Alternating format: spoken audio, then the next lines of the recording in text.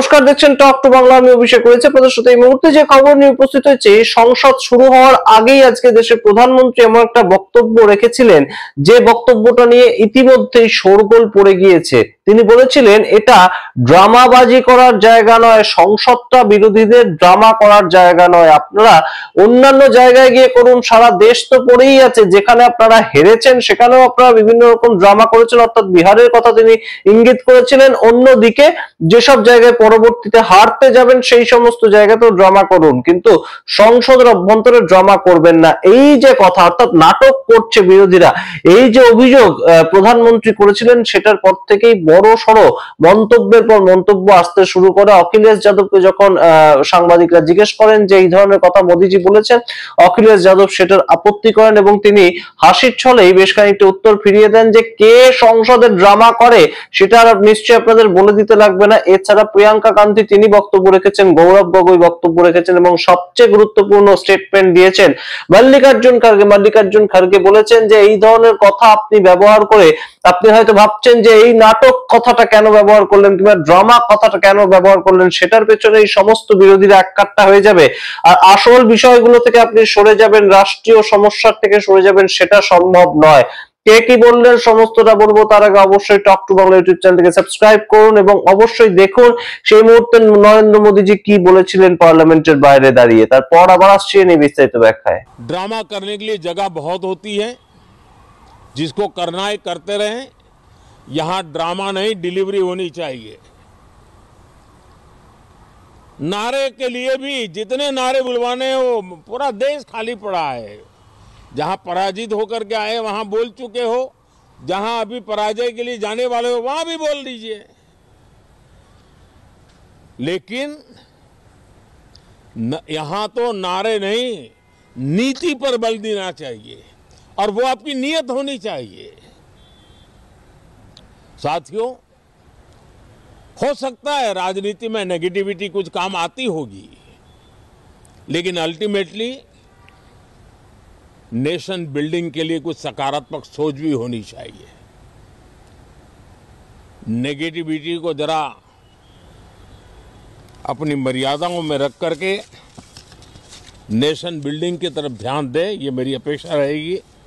আপনারা শুনলেন সেই সময় নরেন্দ্র মোদীর বক্তব্য এবং অদ্ভুত একটা বক্তব্য দেশের প্রধানমন্ত্রীর কাছ থেকে আমরা পেয়েছি।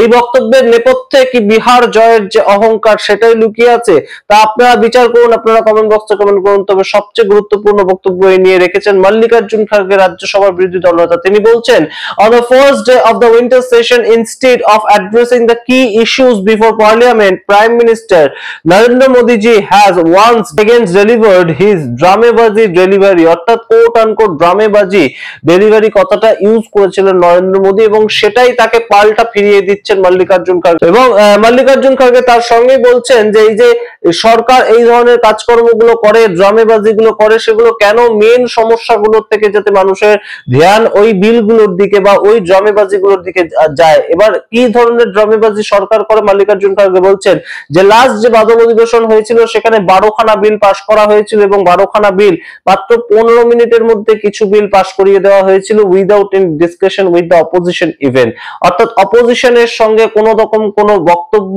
কার্যকলাপ আলোচনা না করে তারা সম্পূর্ণ বিল পাশ করিয়ে দিয়েছিল। কিভাবে হতে পারে আপনারা বলুন। এর পরবর্তীতে তিনি বলছেন, the entire country has previously witnessed how you bulldoze anti-farmer black laws, GST and Bharatiya Nagarik Surakha Samhita and such bills through parliament in a frantic rush, অর্থাৎ কিভাবে আপনারা বিভিন্ন ধরনের বিলগুলোকে পাশ করিয়েছেন। সেটা হতে পারে ফার্মার বিল যেটা এসেছিল মনে আছে আপনাদের নিশ্চয়ই, যে নরেন্দ্র মোদীকে সেটা থেকে সরে আসতে হয়েছিল তাদের স্ট্যান্ড পয়েন্ট থেকে। জিএসটি বিল যেটা এনেছিল সেটার থেকে সরে আসতে হয়েছিল। এই যে বিষয়গুলো সামগ্রিকভাবে চাপিয়ে দেওয়া হয়েছিল দেশের কাছে, সেইগুলোকে ড্রামেবাজি বলছেন মল্লিকার্জুন খার্গে। তারপরে তিনি বলছেন, in this very parliament when the Manipur issue was raised, you remained silent until the opposition brought a no confidence motion. যতক্ষণ না নো কনফিডেন্স মোশন এনেছিল বিরোধীরা, ততক্ষণ পর্যন্ত মণিপুর সম্বন্ধে আপনি সম্পূর্ণ চুপ করেছিলেন। মণিপুরে প্রায় 2.5 বছর পর দেশের প্রধানমন্ত্রী নরেন্দ্র মোদী গিয়েছিলেন। তার পরবর্তীতে লেখা, SIR BLOs are continuously losing their lives due to the workload in the process. The opposition wants to prioritize issues including vote theft and we will continuously raise them in parliament. The BJP should now end this drama of destruction and engage in debate in parliament on a real issue facing by the people. অর্থাৎ সাধারণ মানুষ যে ধরনের সমস্যা ভোগ করছে সেগুলোকে নিয়ে বিজেপির এবার মন দেওয়া উচিত, আলোচনা করা উচিত যে কিভাবে এই সমস্যাগুলো সমাধান করা যায়। SIR এর ফলে যে বিএলওদের মৃত্যু সেটা সম্বন্ধে আলোচনা করা উচিত, সেটা রিয়েল ইস্যু, সেটাতে মানুষের মৃত্যু ঘটছে, বিএলওরা মারা যাচ্ছেন। সেই জন্য এই যে কথাগুলো উঠে আসছে অত্যন্ত তাৎপর্যপূর্ণ কথা, এবং মল্লিকার্জুন খাড়গে একদম বলে দিচ্ছেন যে ড্রামাবাজি আমরা করি না, ড্রামাবাজি আপনি করেন, এবং ড্রামাবাজি করার জায়গা পার্লামেন্টটা নয়। কোন কোনগুলো আপনাদের ড্রামাবাজি একদম পরপর পয়েন্ট করে মল্লিকার্জুন খাড়গে বলে দিয়েছেন। এর আগে আপনাদের খবর জানিয়েছি কিছুক্ষণ আগে যে মল্লিকার্জুন খাড়গে একদম রাজ্যসভায় যখন বলতে ওঠেন তখন জগদীপ ধনখড়ের প্রসঙ্গ উঠতেই নরেন্দ্র মোদীকে রীতিমতো সংসদ ছেড়ে চলে যেতে হয়।